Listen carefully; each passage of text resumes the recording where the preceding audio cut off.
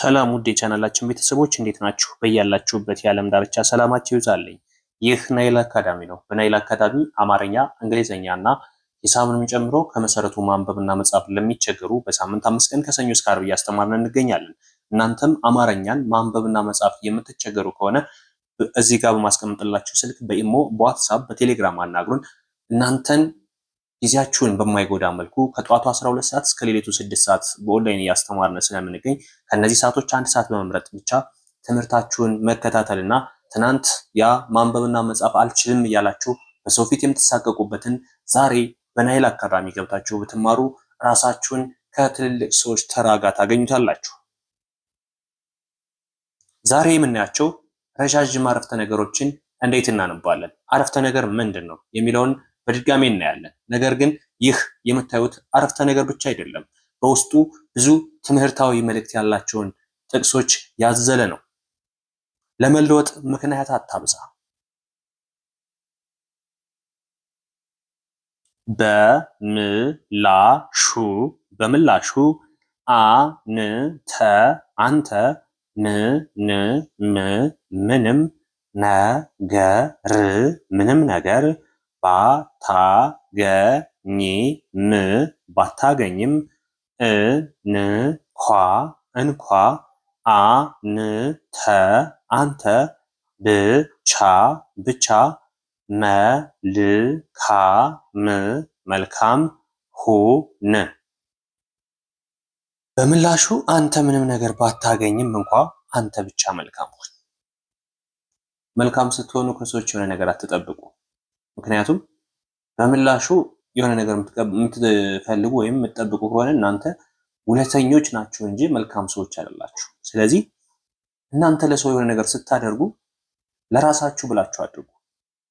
መልካምን ነገር ማድረግ ምላሽ የሚጠብቅ አይደለም። ለሰዎች ጥሩ መሆን፣ በሀሳብ መርዳት፣ በገንዘብ መርዳት ነገ እንዲመልሱላችሁ ወይም ውለታ አስባችሁ የምታደርጉት ከሆነ ባታደርጉት ይቀራል፣ ባታደርጉት ይሻላል።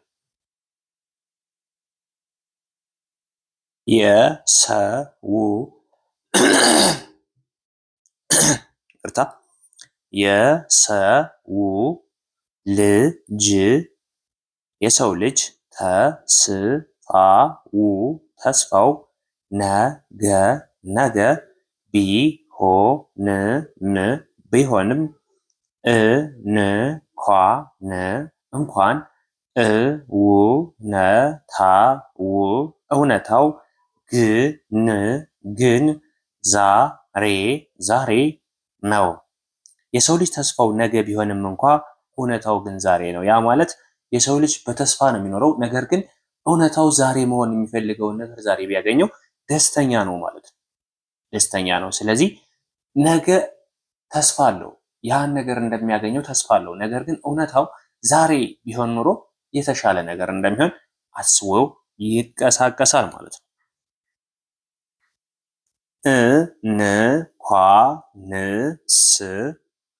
እንኳንስ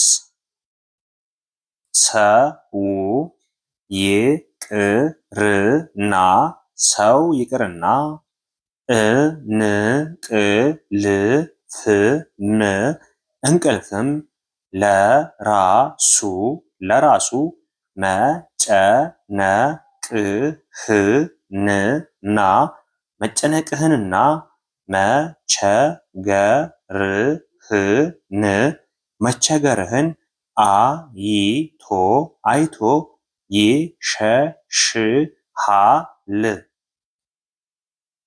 እንኳንስ ሰው ይቅርና እንቅልፍም ለራሱ መጨነቅህንና መቸገርህን አይቶ ይሸሽሃል። እስኪ የደረሰበት ሰው ማን ነው? መጨነቅ ሲጀምር፣ ማሰብ ሲጀምር፣ በጣም የሆነ ነገር ሲያጨናንቀው ለመተኛት እንኳ እንቅልፍ እምቢ ያለው? እስኪ ንገሩኝ ከእናንተ መካከል ምናልባት ይህ ቪዲዮ ደርሶት እያዳመጠ ሰው ያለ ካለ እንደዚህ አይነት እድል የገጠመው በጣም ተቸግራችሁ ተጨንቃችሁ እንቅልፍ እምቢ ብሏችሁ አያውቅም? አያችሁ፣ እንኳንስ የሰው ልጅ ይቅርና እንቅልፍ ራሱ ፊቱን ያዞርብናል። እኛ ደክሞን ሰልችቶን ማሰብ አስጠልቶን ትተነው ለመተኛት ስንፈልግ እንኳን እንቅልፍ እምቢ ይላል። አያችሁ። እና ምን ልላችሁ ፈልጌ ነው፣ የሰው ልጅ ስትቸገር አይወድ። የሰው ልጅ ስታጣ ይወድ። የሰው ልጅ ስታገኝ ነው የሚወድ የሚቀናብህ። ይወድሃል ሳይሆን ይቀናብሃል ስታገኝ እና ከሌለህ ማንም ዞር ብሎ ያይህ። ከሌለህ እንደ ቆሻሻ የማይቆጥርህ። ስለዚህ አይደለም የሰው ልጅ ከሌለህ እንቅልፍ እንኳ ከተቸገርክ ከተጨነቅ እንቅልፍ ራሱ አይመጣም። እንቅልፍ ራሱ አይወስድህም። ሁሉም ፊቱን ያዞርብሃል። እና እውነታው ምንድነው? ስትቸገር ማንም አይቀርብህ። ስትጨነቅ ማንም አይጨነቅም። ስትጨነቅ መሸሸትን ነው የሚመርጠው ማንም ሰው። ስትጨነቅ እንቅልፍህን ይሸሻል። ስለዚህ እምብዛም ሰው እንደዛ አደረገ፣ ሰው በዚህ ጊዜ አብሮኝ አልሆነም ብላችሁ አትጨነቁ። በቃ ማንም ሰው ደስታን እንጂ መከራን አይወድም። ሲደርስበት ግዴታ ስለሆነ ነው የሚቀበለው። አንተ ጨንቆ ያንተን ጭንቀት ማዋየት የሚፈልግ ሰው የለም። አንቺ ተጨንቀሽ ያንቺን ጭንቀት ማስረሳት የሚፈልግ ሰው የለም። በደስታሽ ግን ብዙ ሰው ይከብሻል። በሐዘንሽ ጊዜ ግን ማንም ይርቅሻል። ስለዚህ አትጨነቂ፣ አትጨነቅ። ለሁሉም ፈጣሪ አለ። ከትናንት ጋር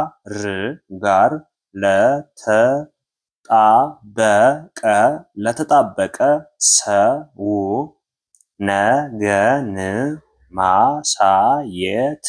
ነገን ማሳየት በጣም ከባድ ነው። ከትናንት ጋር ለተጣበቀ ሰው ነገን ማሳየት በጣም ከባድ ነው። አንዳንዴ ገጥሟችሁ ያውቃል? የትናንትን ትዝታ ወይም የትናንትን ነገር ይዞ ሰው ነገ ይህን ማድረግ እንችላለን ስትሉት አይቀበላችሁ። ነገ ሌላ ቀን ነው ብትሉት አይቀበላችሁ። ምንድነው የሚያስበው? ትናንት ተጎዳውን ትናንት የሆነውን ነገር። አንዳንድ አፍቃሪዎች አይታችሁ ከሆነ ትናንት በሆነ ፍቅረኛዋ ተጎድታ ከሆነ ድጋሜ ሌላ ሰው ማየት አትፈልግም፣ አትችልም ሁሉ። ምክንያቱም ሁሌም ያንን ሰው ነው የሚመስላት። ወይም ደግሞ አንድ መጥፎ ነገር ያሳለፈ ሰው ድጋሜ ያንን መጥፎ ነገር ተፋልመህ ወይም ደግሞ ተጋፍጠህ ለፈው ብትሉት በጣም ነው የሚፈራው፣ ያንኛውን ስለሚመስለው። እና ከትናንት ጋር የተጣበቀን ሰው ወደ ነገ ማሸጋገር በጣም ከባድ ነው። አንዳንዴ ሰዎች ሲጨነቁ ወይም ትናንት በሆነ ነገር ተጎድተው ለሌላ ቀን ተስፋ ሰጥቷቸው ነገ ሌላ ቀን ነው አይቀበሏቸው። ለምን እንደማይቀበሏቸው ገብቷቸዋል? ትናንት ጋር ተጣብቀዋል። ትናንት ጋር በጣም ብዙ ትዝታ አለባቸዋል። በብዙ መከራ ነው ወደ ነገ ሊሻገሩ የሚችሉት። ስለዚህ እንደዚህ አይነት ነገሮችን ለመቅረፍ ሞክሩ። እናንተም ካለባችሁ ሌሎችም ጓደኞቻችሁም እንደዚህ አይነት ነገር ካለባቸው ቶሎ ቀርፈው የትናንትን ረስተው ወደ ነገ እንዲሸጋገሩ። ያው የሰው ልጅ የሚኖረው በተስፋ ነውና ሁላችሁም ሞክሩት። ከሰው የሚሻል ሰው እንጂ ከሰው የሚበልጥ ሰው የለም። ከሰው የሚሻል እንጂ ከሰው የሚበልጥ ሰው የለም። ምንድነው እሱ? ሰው ከሰው አይበልጥም። ከሰው ሊሻል ይችላል፣ ግን ሰው ከሰው አይበላለጥም። መሻል ነው መሻል። ለምሳሌ ከኔ የሆነ ሰው ሊሻል ይችላል፣ ከዛ ሰው ደግሞ የሆነ ሰው ይሻላል። ስለዚህ ይሄ በለጠ ሳይሆን የሚባለው ተሻለ ወይም ተሸሻለ የሚባለው። እሺ። የሳቅ ብዛት የደስታ ማረጋገጫ አይደለም። የሳቁ ጥርሶች ሁሉ ደስተኛ አይደሉም። ያነቡ አይኖች ሁሉ የተከፉ አይደሉም። ልብ ብላችሁ ተመልከቱ። የሳቁ ጥርሶች ሁሉ ደስተኛ አይደሉም። ያነቡ አይኖች ሁሉ የተከፉ አይደሉም። ሴት ልጅ የሆነ ነገር ስትፈልግ በእንባዋ መሸፈን ትፈልጋለች። በጣም በቀላሉ ነገር በእንባ ትሸፍነዋለች። ስለዚህ ሴት ልጅ ሁሌም ማነባች ብለህ ተጎድታለች ብለህ አታስብ። ወንድ ልጅ ሁሌም ሳቀ ብለሽ ደስተኛ ነው ብለሽ አታስብ።